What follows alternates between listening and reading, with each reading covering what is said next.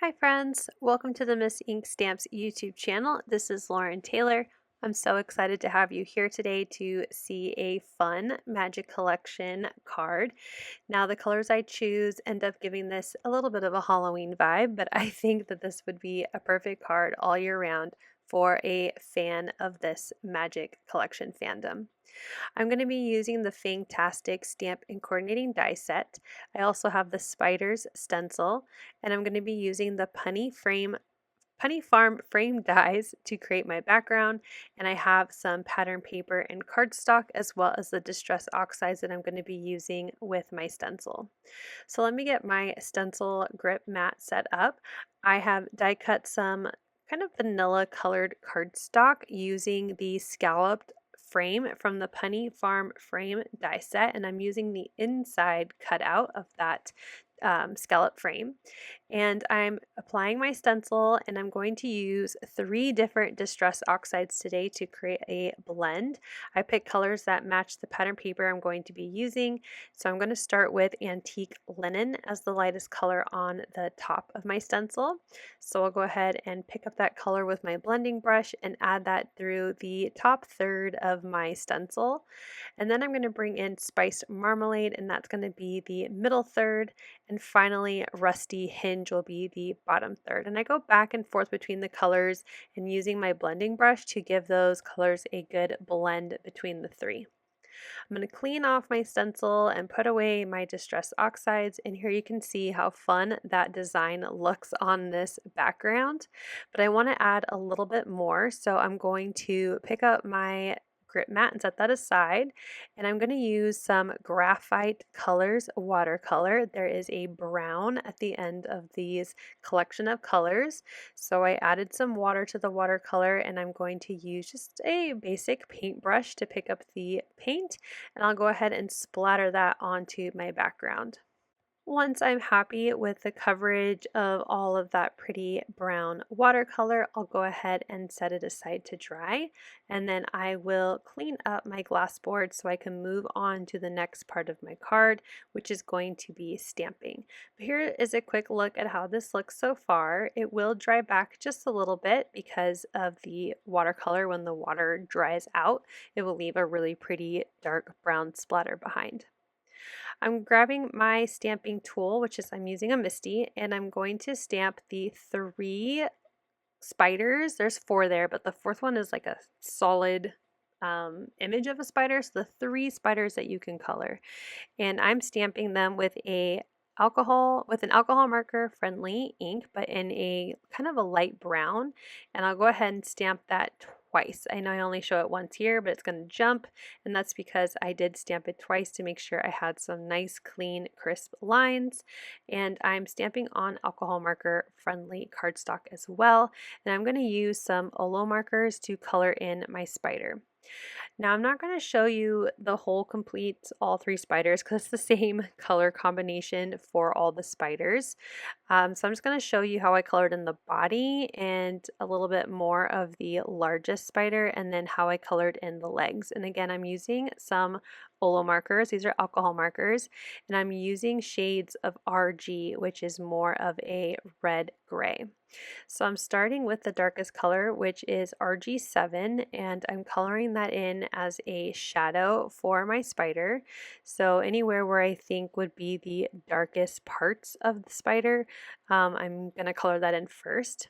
And then I bring in RG6 and just extend that color out. So coloring over where I already started, and then trying to bring that color out and blending between the 2.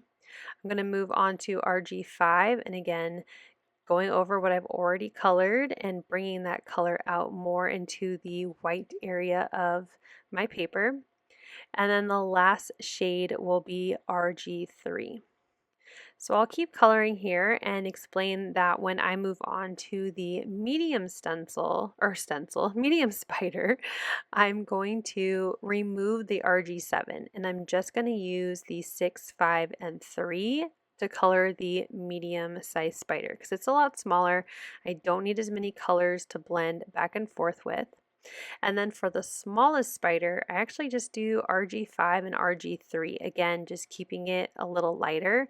I think I probably, if I colored it again, would probably do 6 and 5 just so it looks a little darker. But I just didn't need as much shade. It's so small that having just 2 colors is completely fine. And really, you don't even need 4 shades to color in the spider. I was just trying to give it lots of depth and dimension and wanted to give it that fuzzy spider look. So after I finished the body and the fangs and its front little leg thingies, I don't know the anatomy of a spider. I should have probably looked it up before I started doing a voiceover. I'm moving on to its legs. So I'm going to add the darkest shade of the red grays to where like the joints are of the spider, and then also as closest to the body of the spider, and then more towards the bottom, because again, that's where I envision the shadows would be on the legs of the spider. Then I'll move into that second shade, which is RG6 again, and then just like I did on the other parts of the body, I'm just coloring over where I already started and bringing that gray out a little more. There's lots of area for coloring on these spiders, so I'll bring in 5, which is the next shade, and then once I'm done with that, I'll bring in RG3. And I'm not going to show the coloring of the other 2 spiders because it's again just the same thing kind of over and over again, but like I said earlier, I'm just removing one of the shades since it's smaller and I don't need to have as many colors. I'm also going to stamp a second set of spiders, so I have an extra set for a future project. I figured as might as well as I'm stamping and coloring these spiders, let's just stamp a few more for the future. I'm going to use RK, which is the red black. It's the darkest of all of the red grays. It's very dark, almost pitch black, and I colored in the spider's eyes. So after I'm all done coloring and I have that second set, I'm going to show you why I left my stamps in my MISTI. So I did use a lighter brown ink because it was alcohol marker friendly, but I wanted a much bolder outline. So I'm going to grab my VersaFine Clair and Pinecone and I'm going to do a second set of stamping over what I've already colored, which I know is kind of scary, but that's the benefit of using a stamp repositionable tool, so like something like a MISTI where I can just stamp over and over again. And you'll see when I am done, it has a nice bold outline, which I really like on my images. The brown that I use for alcohol marker coloring is just a little too light for what I usually like. So I like to do this to darken up those outlines. And the reason why I didn't just stamp with it in the first place is because VersaFine Clair is not an alcohol marker friendly ink, so I can't color it without having some bleeding. I used the coordinating dies to cut them out, and I also did all my die cutting with the frame out of some dark gray cardstock, again the scallop frame from the Punny Farm frame die set, and then I used the largest A2 die from that same set to cut out my pumpkin pattern paper. I have all of my elements ready to go, but I wanted to stamp a sentiment on my background. So I'm going to grab the "Why is it always spider" sentiment, which I think is one of my favorite lines from the movie version of this magic collection. And so I'm just going to grab a clear block and that same Pinecone VersaFine Clair ink, and we're going to do a little bit of free stamping here. I really like VersaFine Clairs for sentiments because it gives a nice crisp line, and also you get a pretty darn good stamp every time, so I don't need to worry about stamping it twice to where I'd want to grab my MISTI again. So I went ahead and stamped that at the bottom part of my stenciled panel. My watercolor splatter is now dry, and that finishes all the elements for the card. So let's go ahead and start assembling everything together. I'm going to grab my tape runner and I'm going to add adhesive onto the back of my pumpkin pattern paper panel, say that 5 times fast, and attach that to my A2 card base. I'm going to grab some foam strips to attach the scallop frame. These are just a thin 1/8 of an inch wide, 2mm thick foam strip, and I'm going to attach that to the 4 sides of the back of the scallop frame. Once I have all that foam on there, I'll go ahead and peel off all of the release paper, and then I will center that onto my background on my card base. Now that that's in place, I'll grab my tape runner again and add adhesive to the back side of my stenciled panel, and I'm going to attach that to the card base so that it is centered with the frame. Again, these are both pieces cut from the same die, so they fit perfectly in with each other. For the largest spider, it will have a few of the legs kind of overlap with or a couple of the legs overlap with the scallop frame, but I added foam adhesive to the back of my spider except for those legs where I added liquid adhesive to attach them to the card base. I went ahead and added foam adhesive to the medium spider as well, and I'll attach that one to the card. There is a little area where I did not add any foam because I knew it was going to overlap with one of the legs, so just lining that up nicely.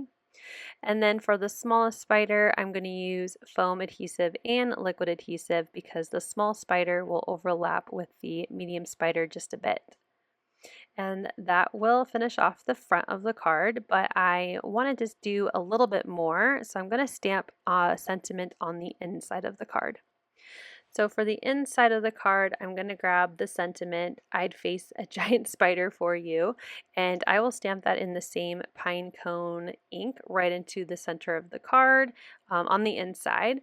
And then I grabbed that little spider, and I'm so sorry you see the top of my head here. I was trying my best to make sure it looked as centered and straight as possible, but added that last little spider stamp to the inside of the card.